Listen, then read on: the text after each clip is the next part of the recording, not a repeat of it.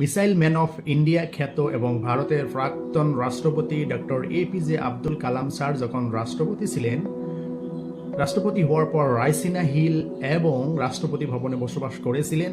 সেই সময়ে তেনার কিছু আত্মীয় স্বজনরা দিল্লি এবং রাষ্ট্রপতি ভবন দেখার জন্য সেই কালাম স্যারের নিকট এসেছিলেন এবং রাষ্ট্রপতি ভবনে বসবাস করেছিলেন। রাষ্ট্রপতি ভবনের পক্ষ থেকে সমস্ত খরচ বহন করা হয়েছিল।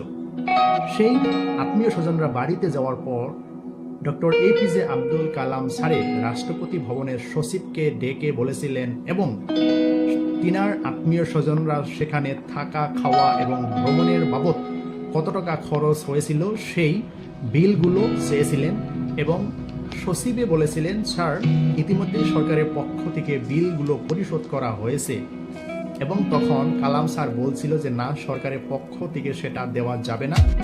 কত বিল হয়েছে আমাকে বলো, আমি আমার পক্ষ থেকে বিলটাকে দিয়ে দিব। বারবার এরকম বলার পর ব্যক্তিগত সচিব বিলটা জমা দেন এবং ডক্টর এপিজে আব্দুল কালাম স্যারের নিজের অ্যাকাউন্ট থেকে বিলগুলো পরিশোধ করে দেন। তবে কালাম স্যার কতটুকু সহজ সরল এবং উদার মনোভাব ছিলেন